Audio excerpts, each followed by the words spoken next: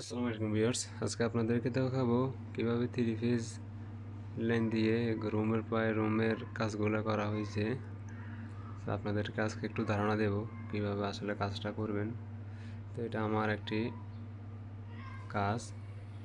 তো এই কাজটা আসলে করা শেষ হওয়ার পরে আমি ভিডিওটা করছি আপনাদেরকে বোঝাতে পারি। তো তো যারা আমাদের চ্যানেলটি সাবস্ক্রাইব করেনি সাবস্ক্রাইব করে নেবেন আর বেল আইকনটি প্রেস করে রাখবেন যেন পরবর্তী ভিডিওগুলো দেখার জন্য। তো আর কথা না বাড়িয়ে আজকে আপনাদেরকে বোঝাবো। তো দেখেন আমার এখানে এটা হচ্ছে 100 অ্যাম্পিয়ারের একটি ডিএফএসএল ব্রেকার। তো এই তো আমার এখানে main line, red yellow blue, এটা হচ্ছে নিউট্রাল। তো তো এখানে এটা অটো এটা টিপ পড়লে অটোমেটিক পড়ে যাবে। এটা হালকা শর্ট খেলে, পানির শর্ট খেলে এটা পড়ে যাবে, এখানে টিপ খায়। তো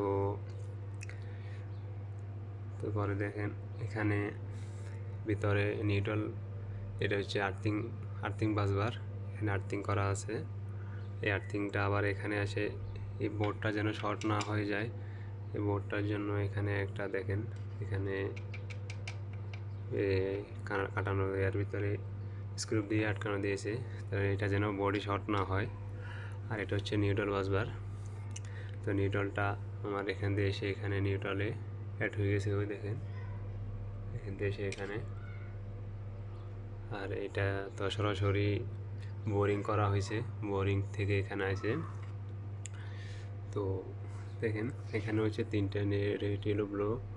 তো আমাদের এখানে হচ্ছে বেকার হচ্ছে 1টা 2টা 3টা 4টা 5টা 6টা 7টা 8টা 9 10 11 12টা। তো 12টার জন্য আমাদের, যেহেতু আমাদের থ্রি ফেজের লাইনটা এখানে, যেহেতু আমার এখানে এসি আছে 3টা, এসির জন্য বেকার আছে 1টা 2টা 3টা 4টা, এটা হচ্ছে আমার এসির।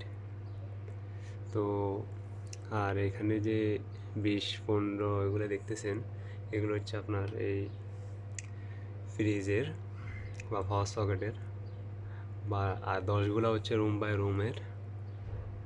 তো দেখেন, তো এখানে যে